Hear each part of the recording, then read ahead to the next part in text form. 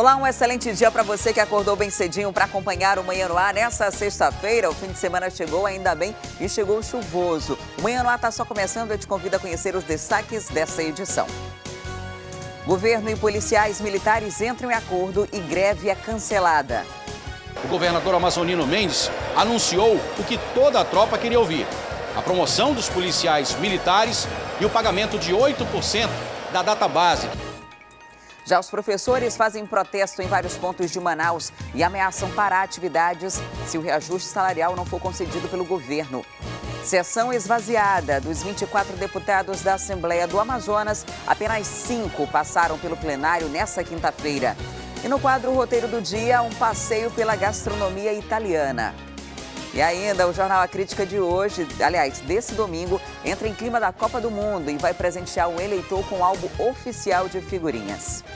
Em época de Copa do Mundo, o álbum de figurinhas vira febre. Adultos, crianças, vovô, vovós. Isso e muito mais a partir de agora. Manhã no Ar, seu dia começa aqui.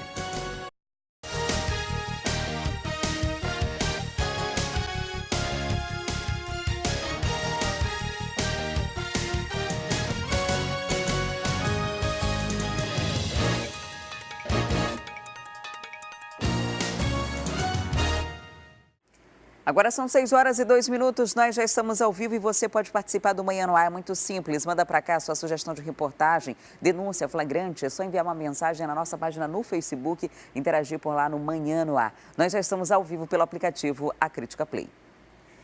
E há quase um mês, uma família pede por justiça. Uma mulher morreu após esperar quase 24 horas para dar à luz. Os familiares da vítima acreditam que a equipe médica foi negligente. Elaine Marques tinha 33 anos e estava esperando pelo primeiro filho. Ela era moradora de Iranduba, onde fez o pré-natal e tudo correu normalmente. No dia 22 de fevereiro, a gestante deu entrada aqui na maternidade Ana Braga. Eram 10h30 da noite e ela veio acompanhada da mãe. Estava sentindo dores, mas a dilatação não era suficiente para que o bebê nascesse. Por isso, ela passou a noite internada aqui no hospital. No outro dia de manhã, os médicos avaliaram e ainda não tinham condições do bebê nascer de forma natural. Então, no fim da manhã, eles decidiram que iriam dar um remédio dilatador para a Elaine, para ver se isso ajudava nesse parto normal. Isso não aconteceu. Ela começou a passar muito mal com essa medicação e aí os médicos que estavam aqui resolveram que naquele dia mesmo seria feito o parto, a cesariana. Ela entrou na sala de cirurgia, não estava se sentindo muito bem e quando o bebê nasceu, ele teve inclusive que receber oxigênio. Mas foi justamente nesse momento que a Elaine começou a ter complicações. Vieram as hemorragias. Os médicos entraram em contato com a família e disseram que teriam que retirar o útero para que a mãe sobrevivesse. E ninguém se opôs. No entanto, dessa sala de cirurgia, ela foi para a unidade de tratamento intensivo, a UTI, e não viu mais a família com vida. A Elaine morreu depois de ter o bebê dela aqui na maternidade Ana Braga. A família ficou inconsolável. Eles acreditam que a demora no atendimento foi grande demais, porque foram quase 24 horas para que a equipe médica tomasse a decisão de fazer o parto cesáreo, que pode ter complicado o quadro da Elaine. Uma coisa também que chama muito a atenção da família é que ela nunca teve nenhum tipo de complicação, não teve nenhum problema no pré-natal, mas o médico que acompanhou essa gestação disse que o mais indicado é que realmente desde o começo ela tivesse um parto cesáreo. Enrolaram mais e não deram atenção para ela, né? Aí como minha mãe ficou lá com ela, aí foram passando as horas e passou muitas horas para atender ela. O médico que veio trazer para mim o laudo, né, que ela tinha falecido, aí ele falou para mim que ele sentia muito, mas que a Elaine não tinha aguentado. Aí eu peguei, fiquei triste na hora, né, fiquei chorando, aí ele falou assim, porque meus colegas, a outra equipe que me passaram o caso dela, disse que ela entrou gravíssima aqui. Aí eu falei, não, ela entrou aqui andando só com uma dor de parto, ela não entrou gravíssima. Ela entrou aqui normal, com dor de parto só. Eu disse para ele, aconteceu tudo aqui dentro, hemorragia, tiraram o útero dela, tudo foi aqui dentro. Eu disse, nada fora, foi tudo aqui. Aí ele falou, tá, porque é a equipe que me passaram isso, né? O bebê foi levado para Iranduba e a família continua em luto. A mãe de Elaine acompanhou a internação no hospital e não entende por que a filha morreu. Eu esperava que a minha filha ia voltar com vida, não morta, né? Eles massacraram minha filha, eles mataram minha filha. Eu tenho certeza que eles massacraram e mataram minha filha lá na sala de cirurgia. Ela já saiu entubada de lá. Eu quero justiça. Em nota, Suzana afirma que Elaine foi acolhida na maternidade Ana Braga no dia 23 de fevereiro, às 0h10, em um trabalho de parto normal. A evolução da paciente foi interrompida após uma avaliação médica e encaminhada para o procedimento de parto cesáreo, ocorrido no mesmo dia às 18 horas. Após o procedimento, a usuária foi assistida pela equipe do centro cirúrgico, que logo detectou uma hemorragia. Diante disso, ela foi levada pelos médicos em seguida encaminhada à UTI maternal. Lamentavelmente, veio a óbito no dia 25 de fevereiro com pré-diagnóstico de atonia uterina, que é quando o útero não contrai, não evolui. Após o ocorrido, o prontuário foi encaminhado ao setor de comissão de investigação de óbito e causa e raiz. E um advogado foi morto por engano em Manacapuru. O crime aconteceu na quarta-feira à noite, em frente à casa da vítima, que estava conversando com um rapaz chamado Augusto, quando o homem abordou os dois e começou a atirar. Segundo a polícia, o suspeito foi com a intenção de matar Augusto, mas pelo menos 3 disparos acertaram o advogado, Marcelino Aguiar da Cunha, que chegou a ser transferido para Manaus em estado gravíssimo, mas não resistiu e faleceu na manhã de ontem. A polícia investiga o caso. E um trio foi preso suspeito de assaltar uma loja em um shopping na cidade. No dia do crime, eles levaram a quantia de R$14 mil. Em depoimento, eles afirmaram que parte desse dinheiro foi usado para pagar dívidas do tráfico. A Polícia Civil conseguiu prender os responsáveis pelo assalto que aconteceu em uma loja de departamentos em um shopping da cidade na última segunda-feira. R$3 mil foram aí recuperados pela polícia, de um total de mais de R$10 mil que foram levados durante essa ação. Parte do dinheiro está aqui. A polícia também conseguiu apreender um revólver, um simulacro de arma e conseguiu apurar que outra parte do dinheiro, de acordo com esses 3 assaltantes, foi usada para pagar dívidas do tráfico de drogas e também para comprar objetos pessoais. O primeiro que foi detido foi o Sidney Lima Júnior. Ele, inclusive, chegou a utilizar parte do dinheiro do assalto para fazer uma nova tatuagem. Ele estava indo para o município de Presidente Figueiredo quando acabou sendo flagrado pela Polícia Rodoviária Federal. Ele estava com uma porção de drogas e foi encaminhado para o plantão do 19º Distrito de Polícia. A partir daí, a delegacia especializada em roubos, furtos e defraudações, que já tinha identificado o grupo, conseguiu descobrir que o Sidney foi preso e chegou até os outros integrantes. Através das câmeras de vigilância, nós verificamos a presença de 2 indivíduos suspeitos, que era o Sidney e o Agil. E verificamos que o Sidney tinha sido flagranteado no momento que tentava sair de Manaus pela Polícia Rodoviária Federal e levado até o 19º Distrito Integrado de Polícia, onde foi flagranteado por tráfico de drogas. Eles não tinham conhecimento que o Sidney tinha participação nesse roubo, nesse shopping. E a partir daí, nós entramos em contato com o delegado titular da área e pedimos a remoção desse indivíduo para a Delegacia de Roubos e Furtos, onde conseguimos chegar nos outros 2 indivíduos. Os outros 2 indivíduos são o Ageu dos Santos, Ageu Daniel Santos e o Alex Santos, que já tem bastante passagem pela polícia. Os 2 são irmãos, mas o Alex é o mais velho e teria sido ele que realmente planejou essa ação no shopping? Exatamente. O Alex é um indivíduo que arquitetou toda a ação. 3 dias antes, ele foi até o shopping, verificou na loja, onde foi alvo desses criminosos, a movimentação em dinheiro por volta das 19 horas e a partir daí arquitetou toda essa trama e conseguiu levar, segundo eles, uma quantia de R$11 mil em dinheiro. E, delegado, não é a primeira vez que o Alex é preso por esse tipo de crime, por roubo majorado. Perfeitamente. O Alex é um indivíduo de alta periculosidade, é a 3ª vez que é preso pela polícia. Em 2009 foi preso pela Polícia Civil em um roubo ao estabelecimento comercial na Zona Leste de Manaus. Em 2011 foi preso pela Polícia Federal, onde ele participava de uma associação criminosa de roubo a agências do Correio, nos shoppings da capital. e agora, em 2018, foi preso pela Delegacia de Roubos e Furtos, onde havia praticado esse roubo no shopping da cidade.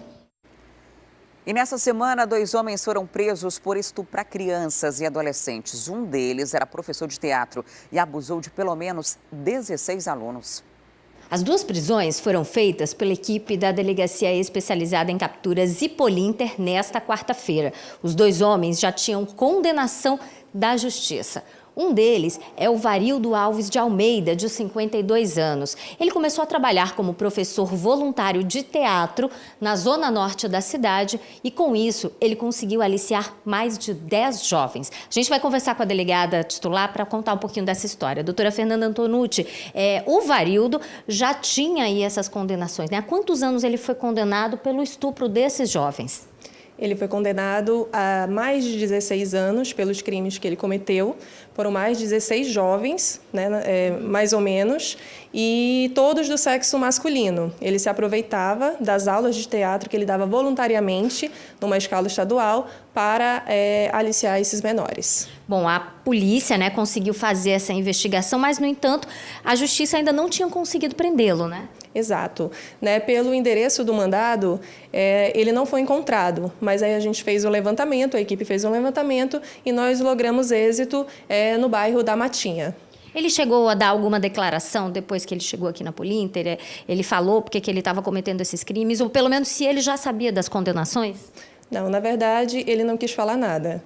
Né? Ele ficou calado o tempo todo até ser recolhido à unidade prisional. Agora ele vai ter que cumprir essa pena, né, doutora? Sim, inclusive inicialmente no regime fechado. Bom, o outro caso que a Polinter também cuidou é do Dorval Pereira. Ele também é acusado de estuprar uma menor de 11 anos de idade na época. Caso também que foi investigado pela polícia e que também já tem condenação. Isso, é a mesma situação. Também foi uma jovem que diversas vezes foi abusada sexualmente e ele foi condenado pela Justiça a 14 anos. E com o mandado em mãos, nós fomos até o endereço, que foi no Japim, e conseguimos cumprir esse mandado e prendê-lo. A população pode ajudar a encontrar pessoas que estão foragidas da Justiça, entrando em contato com a Polinter, com o 181 da polícia? Como é que funciona isso? Nós recebemos sempre notícias do 181 e também temos o telefone aqui da delegacia, que é o 9962-2406. Qualquer notícia, a polícia agradece. E 5 pessoas foram baleadas na noite de ontem aqui em Manaus. As ocorrências foram registradas nas zonas leste e oeste. E quem tem os detalhes sobre esse assunto é o Danilo Alves, que já está ao vivo com a gente. Olá, Danilo, muito bom dia para você. Quem são as vítimas? Algum suspeito já foi preso? Oi, Adriane, bom dia para você, bom dia para todo mundo nessa sexta-feira. As vítimas são 4 homens e uma mulher, e esses casos, eles foram isolados. O primeiro aconteceu às 7 horas da noite desta quinta-feira, lá no bairro Zumbi 2, mais precisamente na rua Marcelo Santos. Um homem identificado apenas como Daniel Lima, de 31 anos, estava saindo de um beco ali próximo à rua Marcelo Santos, quando foi abordado por um outro homem. As testemunhas afirmaram que este homem, esse assassino que também não teve o nome revelado, não foi identificado, estava esperando já o Daniel chegar na frente do beco para poder atacá-lo e assassiná-lo. Ele foi atingido com disparos na cabeça e também no tórax e costas e não resistiu aos ferimentos. Já, na verdade, costas, e foi levado, na verdade, para o hospital e pronto-socorro João Lúcio. Ele está em estado gravíssimo, mas ainda não morreu. Agora, outra situação aconteceu mais na zona oeste da cidade, lá no bairro Glória. Isso já aconteceu mais para a noite. Um casal, um homem e uma mulher. Eles não são ainda, não foram identificados no caso, mas a situação foi bastante complicada e tensa para os moradores, porque muita gente viu. Aconteceu próximo a um campo de futebol. No caso, o casal estava chegando lá, né, nesse campo de futebol, quando 2 pessoas em uma motocicleta chegaram em frente a uma drogaria, estacionaram a motocicleta. Um deles, que no caso era o garupa, estava armado, foi até próximo a esse campo e atingiu esse casal. O homem Ele apenas tem um apelido ali que foi identificado por moradores como Scott. Esse Scott, segundo os próprios moradores que falaram para a polícia militar, ele é um dos traficantes da área. Já a mulher, que tem aí 20 anos, foi atingida na perna e também nas costas, mas foi liberada pelo Serviço de Pronto Atendimento, o SPA da Zona Sul. Já o nosso amigo Scott, segundo aí informações da polícia, foi levado para o Hospital e Pronto Socorro 28 de agosto. Ele foi atingido 3 vezes, tanto nas costas também como na coluna e nas nádegas. Ele está um pouquinho mais grave e também foi levado para o 28 de agosto. Agora, o último caso também aconteceu na Zona Oeste. Olha só, são 5 feridos. Esses casos, segundo a polícia, podem ser isolados porque não tem aí muita característica, já que o terceiro caso também ali aconteceu bem próximo, mas não ali tem uma espécie de conexão, enfim. Um caso aconteceu ali na Avenida Presidente Dutra. 2 homens, um de 30 e outro de 38 anos, foram atingidos também com tiros após serem abordados por um veículo. Eles estavam passando ali quando foram abordados e atingidos. Não há muita informação, porque segundo aí a Polícia Militar, eles foram levados também para o Hospital e Pronto Socorro 28 de agosto, mas segundo ali na Caco Caminha, foi no momento em que eles foram abordados por esses suspeitos. Ainda não há identificação desses suspeitos e a polícia agora, no caso, as especializadas nos próprios bairros, né, no caso as delegacias locais, devem registrar esses casos e em seguida, né, identificar esses suspeitos. A gente sabe que só se torna um homicídio, no caso a especializada em homicídio e sequestro só se torna investigação concreta quando, né, essa vítima vem a falecer, acaba ali morrendo, mas no caso todas essas 5 vítimas foram baleadas e estão ali internadas no hospital. Adriane Diniz. Ok, Danilo, obrigada pelas informações, até daqui a pouco. Policiais militares e o governo entraram em acordo. O executivo estadual se comprometeu em pagar promoções e outros benefícios a partir do mês de abril. A reunião começou por volta de 3 horas da tarde, durou cerca de 15 minutos. O governador Amazonino Mendes anunciou o que toda a tropa queria ouvir: a promoção dos policiais militares e o pagamento de 8% da database, que começa a valer a partir do dia 4 de abril. O restante, que está atrasado desde 2015, será parcelado. Um anúncio feito pelo governador que motivou e agradou toda a categoria e seus representantes. Em relação aos 30% que nos devem da database, o governador disse que irá parcelar e fazer o pagamento. Não especificou de que forma irá fazer, somente afirmou que irá fazer o parcelamento e o pagamento. Nós temos também alguns pleitos, vamos dizer assim, menos urgentes, né, que são o nosso código de ética, a reforma no regulamento disciplinar e a questão da organização da nossa carga horária de serviço, que hoje não tem lei que regulamente, você pode aplicar qualquer coisa. Mas o principal, que era a manutenção da Lei 4.044, as promoções dos nossos colegas mais antigos e o pagamento da nossa database foi feito. A gente espera também que logo o governo possa resolver os problemas dos coletes, dos armamentos, da situação de algumas situações que a gente tem que está realmente atrapalhando a montagem de serviço, porque é preciso ter um colete em qualidade, um armamento de qualidade, munição para poder enfrentar o crime que está cada dia mais empoderado aqui no nosso estado, infelizmente. Além disso, os mais de 2.000 policiais militares que estavam na reunião ficaram mais motivados quando o governador Amazonino Mendes anunciou a anistia das faltas que aconteceram na quarta e nesta quinta-feira, quando mais de 1.500 policiais militares de todo o estado resolveram não participar das escalas de trabalho. Hoje eu posso dizer para vocês, a Polícia Militar ela está sendo apoiada pela sociedade amazonense e a motivação a partir daí. O governador se comprometeu com a categoria e a sociedade abraçou. Então resta o policial militar fazer o serviço dele e um excelente serviço que a gente está fazendo hoje. Esse também é o destaque do Jornal A Crítica de hoje. Governo fecha acordo e evita greve de PMs. Praças da Polícia Militar encerraram a greve após o governador Amazonino Mendes prometer que vai atender demandas como database e promoções. Para ler essa e outras reportagens completas, é só baixar o aplicativo A Crítica Digital no seu celular ou tablet. Cadastrando-se, você ganha um mês de assinatura grátis. O aplicativo já está disponível para os sistemas Android e iOS. E ontem, os profissionais da educação e estudantes da rede estadual de ensino fizeram manifestações e fecharam ruas em vários pontos de Manaus. Os educadores reivindicam reajuste salarial de 35% e também reclamam que não há estrutura para trabalhar. Vai ter greve! Vai ter greve! Os protestos aconteceram pela manhã em várias partes da cidade. Na Zona Norte, professores fecharam a Avenida Margarita. Na Zona Sul, eles se reuniram na Rua Codajás, Petrópolis. O professor está trabalhando em condições super desumanas. Uma passeata reunindo trabalhadores da educação e alunos percorreu as principais ruas do centro da cidade. No total, educadores de 50 escolas estaduais cruzaram os braços. Eles pedem reajuste salarial de 35%, com base na inflação dos últimos 4 anos. Também reclamam da falta de infraestrutura. A inflação só cresce e o nosso salário não aumenta. Ou seja, cada vez fica mais difícil de se sustentar, cada vez fica mais difícil de se manter em uma escola que está quebrada, que não tem condições realmente de trabalhar. Eu e eles somos educadores físicos que lutamos pela causa e não temos, às vezes, espaço físico propício, não temos material propício para desenvolver nosso trabalho, e ainda mais agora nosso salário e sem o plano de saúde. A cada escola por onde o grupo passava, maior era a adesão. Os participantes afirmam que o movimento foi organizado diretamente pelos professores, sem a atuação de entidades de classe. A passeata terminou com um protesto em frente ao Sindicato dos Trabalhadores da Educação, que representa parte da categoria. Outra parte é representada pela ASPROM, Associação dos Professores.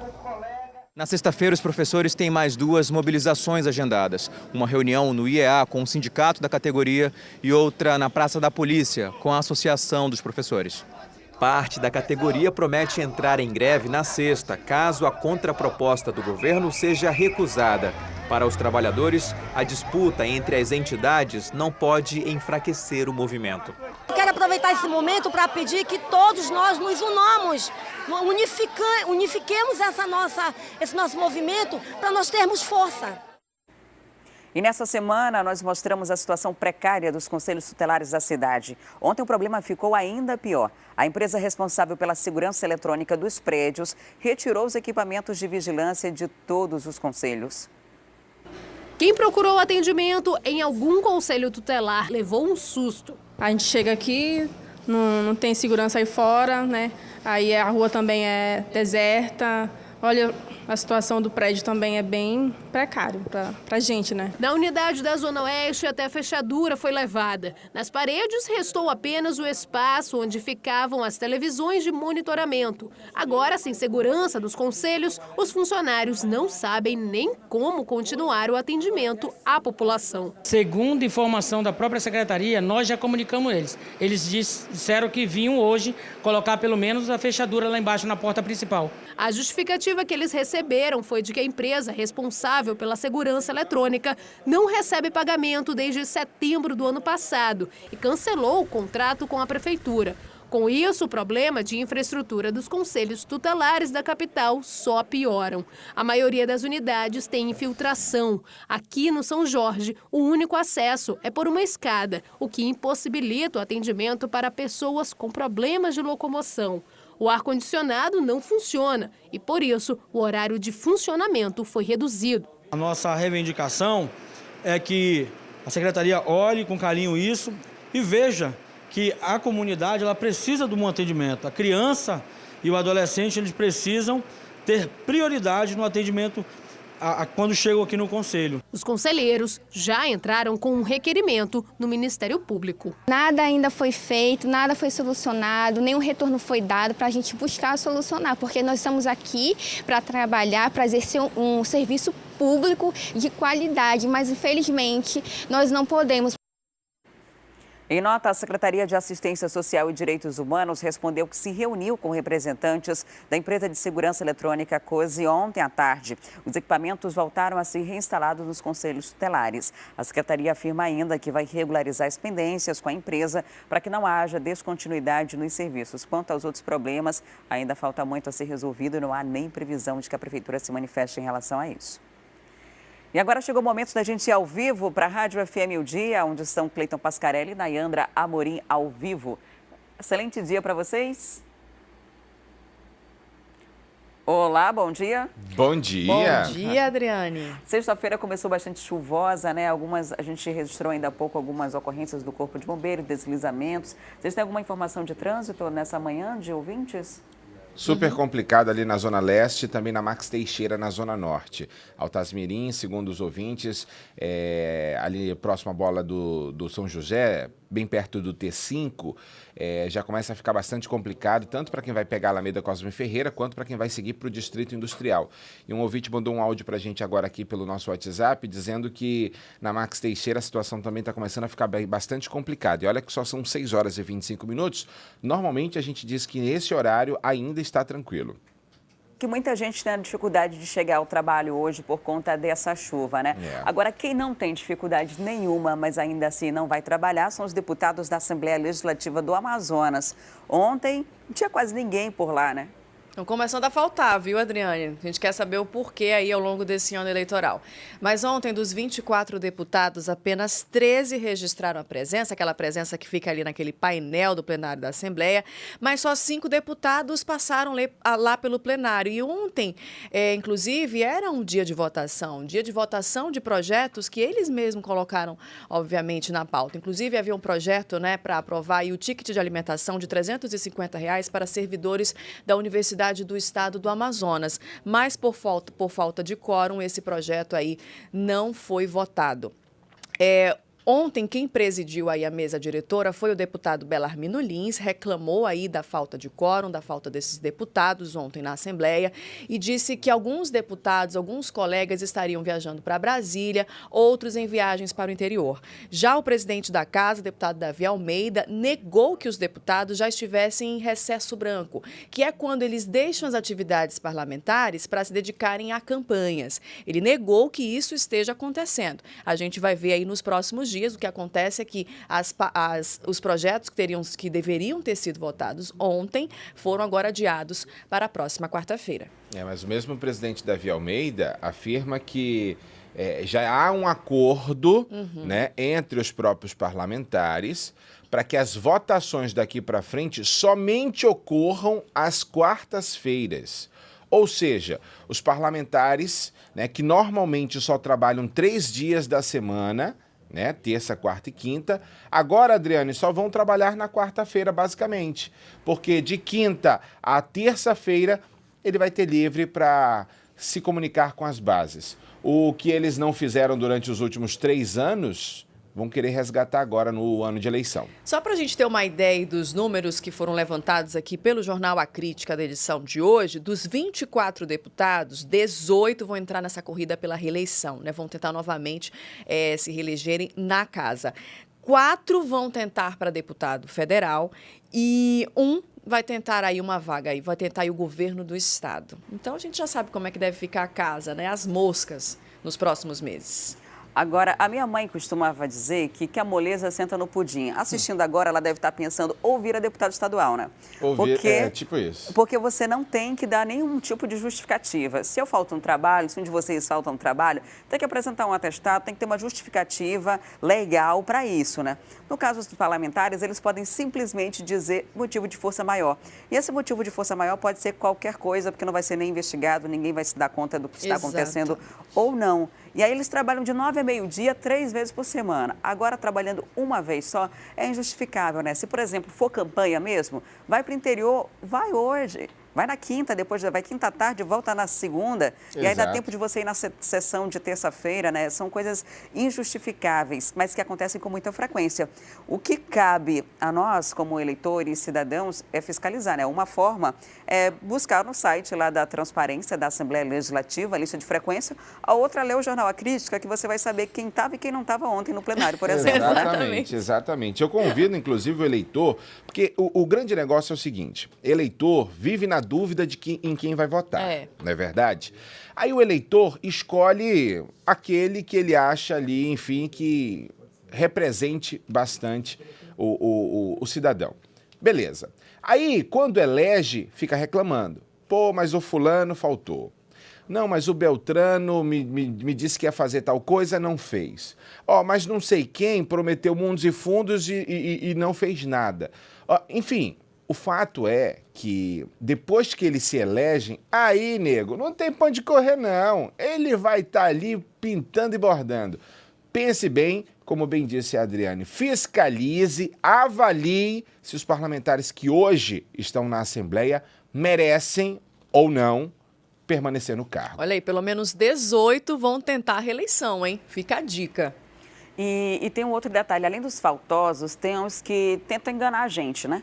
Eles vão lá na Assembleia, botam lá o dedo no digital, registram a presença e não ficam na sessão. Vazam. Aí lá na folha fica como se eles estivessem presentes. Mas quando a gente vai, de fato, para uma votação de projeto, não tem quórum qualificado, nem o simples, para você conseguir aprovar um projeto. E as coisas ficam estagnadas por irresponsabilidade, né? Sabe lá o que eles estão fazendo, se estão em gabinete, se saíram para tomar um café, para almoçar. O fato é que registra o ponto e não fica. Então é como se não tivesse ido. É como se eu tivesse vindo aqui trabalhar e não apresentasse o programa.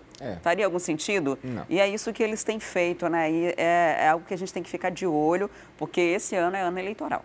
Exato. Enfim, como você comparou ainda agora, né? É avaliar aí, que os trabalhadores avaliem se acham certo. Enquanto eles lá pintam, bordam, fazem o que querem, você, trabalhador, é obrigado a cumprir o seu horário e trabalhar mesmo. Muito obrigada, Cleiton e Nayandra, pela participação. Um ótimo dia para vocês, Obrigado. ótimo fim de semana. Na segunda a gente se encontra. Até segunda-feira. Bom Até fim de segunda. semana, com muita moderação, Adriane. Tchau, Adriane. Até segunda. Tchau, tchau. Até lá. segunda. E ontem à noite, o Partido Social Cristão anunciou a pré-candidatura do jornalista e apresentador Wilson Lima. Vamos acompanhar.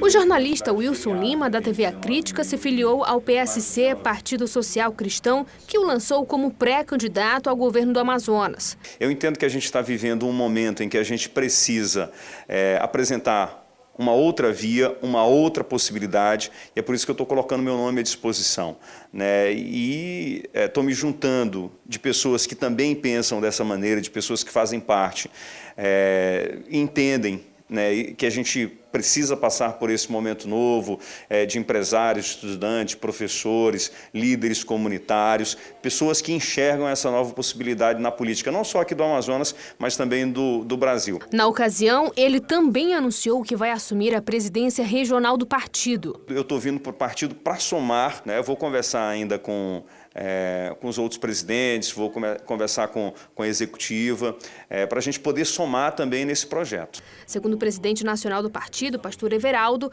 Wilson Lima representa o futuro da política no Amazonas. Nós acreditamos que a política está necessitando de pessoas jovens dispostas a fazer uma renovação. E eu creio que o Wilson vai trazer essa esperança de renovação e mudança para o bem-estar da população, de todo o povo do nosso querido estado do Amazonas. E a gente vai para o intervalo e na volta os transtornos da chuva que está acontecendo aqui na cidade desde a madrugada, né? O Corpo de Bombeiros já registrou e Defesa Civil algumas ocorrências, a gente traz os detalhes daqui a pouquinho. E tem ainda a vacinação contra o sarampo que vai ser intensificada em alguns bairros de Manaus. Eu volto já.